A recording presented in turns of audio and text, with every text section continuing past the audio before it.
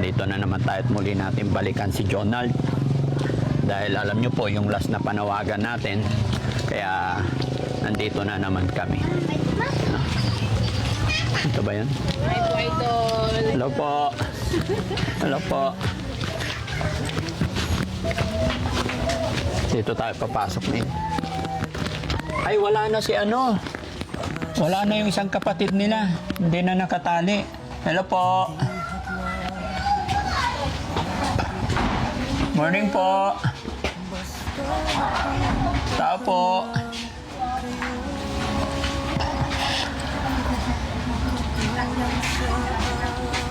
Ma'am, good morning po. Good morning po, Daddy Frankie. Oh, kumusta po? Okay naman po. Oh, bumalik ako dito kasi yung last na punta ko dito, inabutan ko doon si Jonald tsaka yung isang kapatid dito. Opo. Ano po kayo? Kapatid po. Kapatid kayo ni Jonald. Magandang araw po. O, ganun din po. Kumusta po yung kapatid yung nakatali dito? Pinakawalan ko po siya ngayon, tatahimik naman siya eh. Tahimik na. Nagwawala, doon ko po siya tinatali.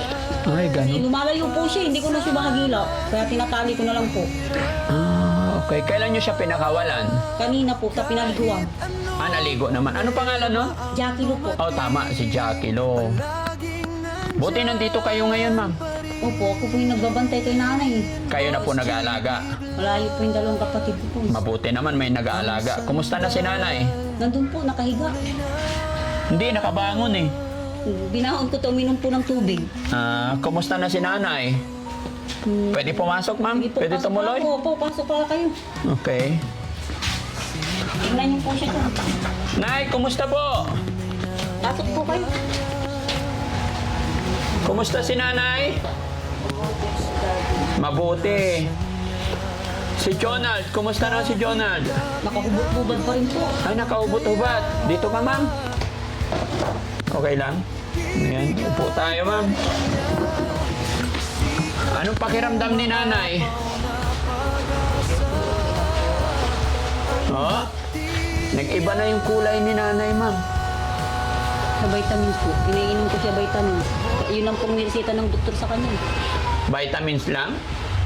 Yun po. Kaya tinatanong ko, Dok, sabi ko, ano papanin kong gamot? Wala. Sabi ko, Wala, bakit wala?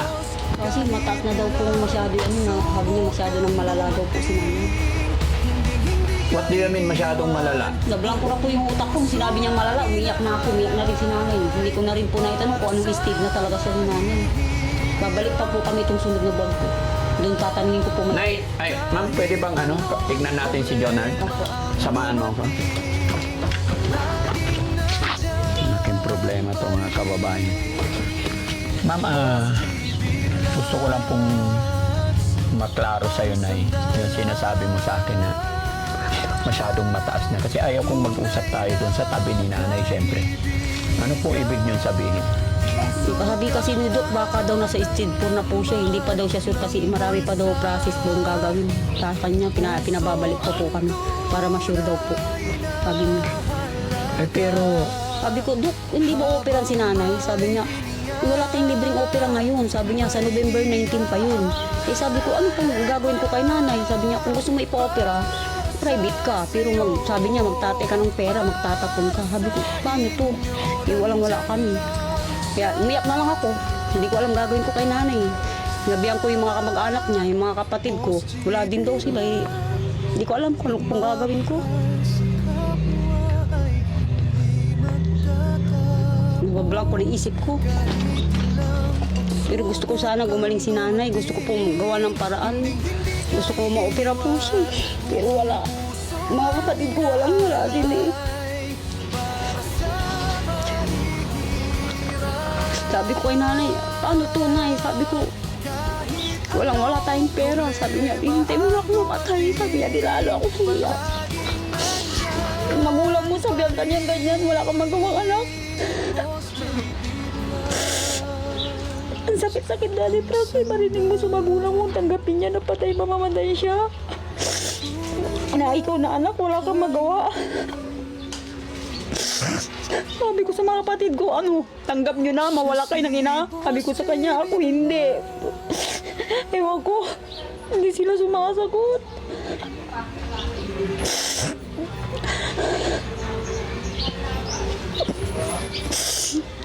Pero si nanay, sinabi niya, Sabi niya sa akin, pabayaan mo na lang ako, intindi mo na lang yung dalawang kapatid mo kung wala ka na magawa. Sabi niya sa akin. nag-iba na kasi yung kulay ni nanay. Nung last na punta ko dito, medyo namayat na siya, oo.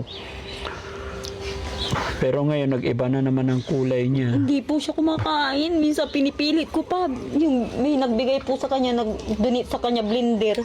Kaya po, biniblender ko yung pagkain niya. Ayaw na niyang kumain. Kumakain, isa, dalawang subo. Pag naparami mo, susuka niya, ilalabas niya. Sabi ko, Nay, ba't ganyan? Parang ayaw na tanggapin ang bituka mo. Sabi niya, hindi siya kumikibo, umiyak lang siya. Umiiyak na lang siya. Tsaka bigla-bigla yung sakit niya kasi nung unang punta ko dito, nakausap ko pa, masaya pa siya. Matagal na po niya yan nararamdaman. Sinasabi niya lagi sa akin, sabi ko sa kanya po, magpa-check up ka. Sabi niya, wala daw siyang pera. Pamasahe lang, bibigyan kita. Sabi ko, saka na natin hagilapin kung ano man yung sakit mo, hagilapin, pambiling gamot. Hindi po Ano ba yung naiintindi. dinadaing niya dati? Dito. Lagi niya sinasabi sa akin, parang lumalaki daw. Mm. Tapos sabi ko sa kanya, magpa-check up siya eh.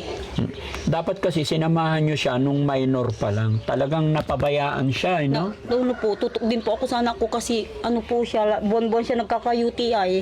Alin? Sabi po ng doktor, pag napabayaan ko, baka mag-dialysis yung anak ko. Kaya yun po, nakatutok ako dun sa anak ko eh. Yung bunso. Ilang taon ba yung anak mo, ma'am? 7 taon po.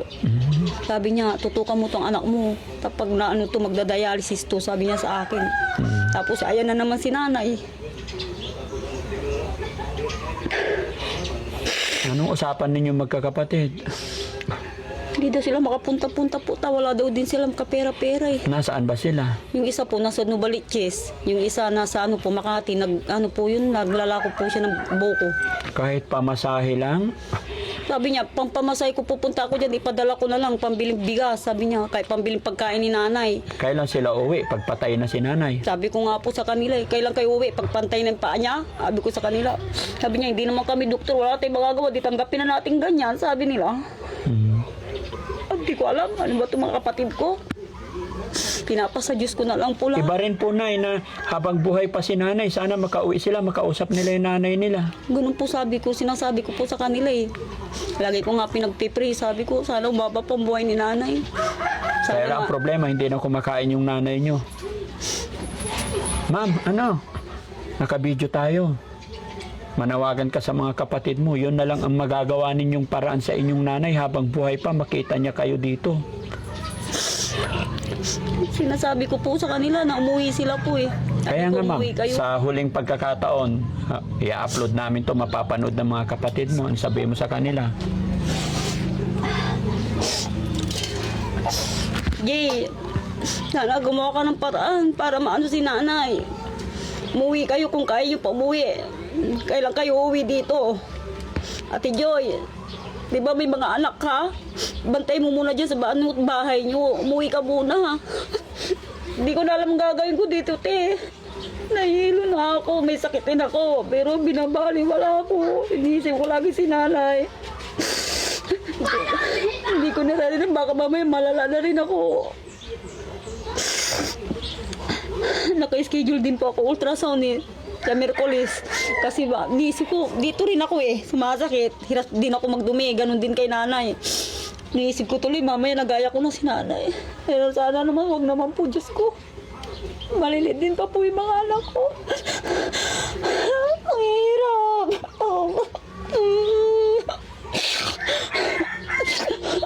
Ang hirap na maging mahirap. Bakit ganito? Patawarin ako ng Diyos, pero lagi ako nagtatanong bakit ganun? Bakit kami? Anong kasalanan namin? Anong kasalanan ng nanay ko? Tapos Hindi dalawa naman po pang siya kapatid. masamang tao. Tapos dalawang kapatid mo pa, may sakit, no? Ba't kami pinaparusahan ng ganito? Hindi ko na alam ang gagawin ko. Hindi ko na alam. Halos gabi-gabi umiiyak ako. Tinatago ko sa mga anak ko. Hindi, mga anak ko na ano na rin sa akin. Wala din po magawa. Isa lang po kasi anak ko nagtatrabaho. Lahat sila nag-aaral pa po sila eh. Nag-working student para sa ang hirap ng buhay. Makaahon sila kahit papaano hindi sila magaya sa akin. Nagsisikap sila makapagtapos, Daddy Frankie. para malagpasan tong hirap na to. Sabi ko kay nanay, antayin mo na makapagtapos yung mga apo mo. Sabi ko, kahit pa paano makakatikim ka ng ginhawa, hindi ka lalagi puro hirap. Pero mo kong tinayata na amunin na kayo. 4 na taon pa bago matapos yung isa. Doon ko lang matutulungan ng nanay ko.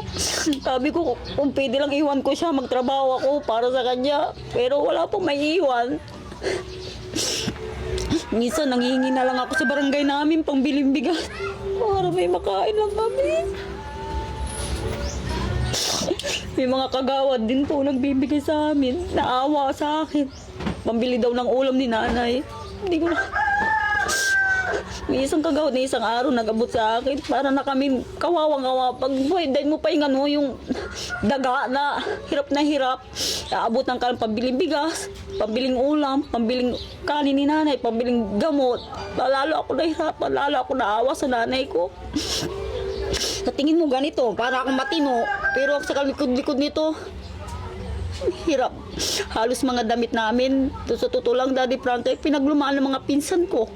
Si Junard, wala na siya may suot. Kasi pinaglumaan ng asawa ko, binigay ko na sa kanya. Pinupunit po niya eh. Ah, pinupunit ni Opo, Junard. pinupunit. Tapos yung tae niya, lagay niya sa baso, kinakain niya. Sabi ko, huwag mong kainin, ibabato niya sa akin. Kaya minsan hindi naman sa pag-ano, inis ko, hindi ko na siya pinapakain, naiinis ako sa kanya. Minsan pinupukpuk ko, hindi ko na alam gagawin ko sa kanya. Tapos, sabi ko sa kanya, tulungan niyo ako. Sabi ko, nahirapan na ako kay nanay. Tapos yung anak ko pa, tapos kayong dalawa. Sabi ko, sumasabay pa kayong dalawa. Pati si Jackie Lo. Upo, sisigaw yung isa. Mamaya tatahimik, susugoy na naman tong isa. Ang ginagawa ko, hinahatak ko na lang yung kapatid ko, kinakadena ko na lang po siya. Kasi nalakad siya kung saan-saan, tapos mapapalayo na siya. Isang ko naman siya hahagilapin. Nung mga asawa ko nakaraang may punta ko asma. dito, mga nakaraang punta ko, tahimik lang si Jackie Lo. Ba't ngayon parang lumala? Napabayaan na rin. Napabayaan po mula nung nakumpay si nanay. Asawa ko kasi nagro-rolling siya para may pang-araw-araw kami. Tapos, may asmak din kasi po yun. Hindi siya pwedeng malayo rin na maglalakad. Sino? Yung asawa ko po. Kaya pag kinakausap, parang gumaganon-ganon siya kasi meron po siya asma. Lahat kayo dito may sakit. O nga po, hindi ko po alam. Si Jackie Lo, ano yun? At paano nyo siya inaalagaan? Pag gising po sa umaga, luto po ako ng almusal mga bata, papakainin. Minsan kasi ayaw siyang kumain. Pag sinabi niyang gusto ko pritong isda, sabi niya, kailangan pritong isda. Pag binigyan mo siya kahit anong prito diyan, walang gunisa o ano, ayaw niya. Kahit pilitin mo siya, ayaw niya. Wala ba siyang inainom na gamot para maging maayos? Meron po, ewan ko po, bakit parang ganun? Ang tagal na po yung dinadala ni nanay sa mental. Ba't wala pong walang nag-i-improve, parang walang nangyayari? Kaya po sabi ko, gumaling lang to kahit ito man lang mga kapatid, kahit isa man lang gumaling sa kanila, makatulong man lang sana sa amin. Sige na yun, no? Si, Jonard.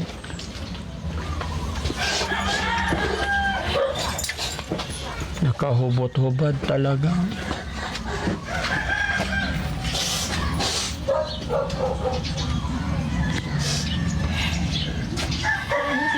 Napapunta na dyan sa bubong mo. Nandiyan sa lagi sa bubong.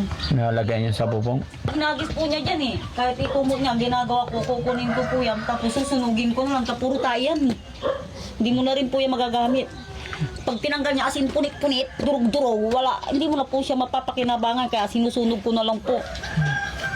Minsan nga sabi ko doon sa mga kapitbahay namin, baka may pinaglumaan kayo dyan. Pwede bang hingi ng pangdamit man lang ng kapatid ko kahit short. Kasi kahit sa gabi, naawa ko, sumisigaw siya, ate, sabi niya, nilalamig ako, pahingi ako damit. Minsan damit ko na lang, bibigay ko sa kanya. Tapos pahingi akong kumot, sabi niya, nilalamig ako dito, ate. Sabi niya, okay. Lalo daw makakatulog, nag-iisip ako. Sabi ko, ano ba, ako na rin, bumigay na rin. Tapos ano kaya ang buhay nitong dalawang to? Minsan, hindi naman sa pag-ano, Daddy Frankie, sabi ko, okay, Lord, tulungan mo ako. Anong gagawin ko dito sa dalawang kapatid ko? I-guide mo po ako. Ituro mo sa akin, saan ako pwedeng lumapit. Turo mo sa akin kung ano pong gagawin ko pa. Hindi ko alam po. Di ba kayo lumapit dito sa government natin, sa gobyerno natin? Lumapit po ako, Daddy Frankie. 2,000 lang po ang binigay nila eh. Hindi, sa DSWD para madala sila sa pagamulan. Dati po, dinadala po nila yan, libre po sila. Pero may mga process pa po silang hinahanap ngayon eh. Uy, ano po, wala na talaga akong kapira-pira eh. Lalo pa ngayon, ganyan sitwasyon ng nanay ninyo.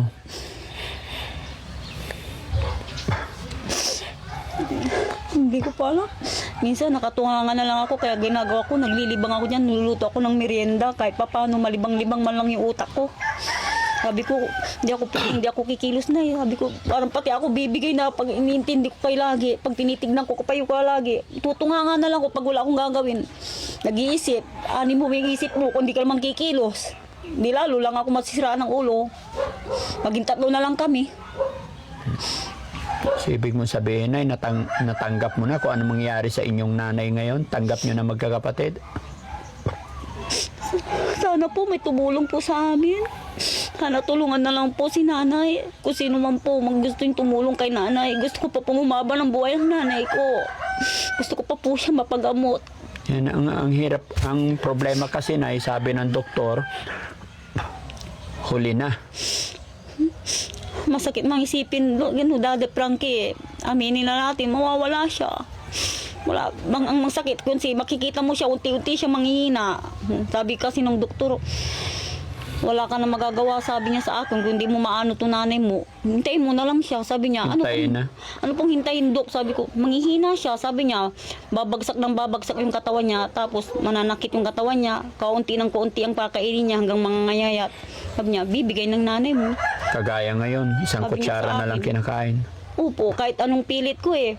Bibila ako ng prutas, kahit isang man lang mansanas, kakayudin ko. Niluluha niya eh. Katas lang din ang kinukuha niya. Sabi ko, ano magigiling ng bituka mo? Kung ganyan pilitin mo na eh. Sabi ko, isipin mo na lang yung dalawa. Sabi ko, dapat magpalakas ka. Kasi sabi ko, nahirapan na ako sa dalawa.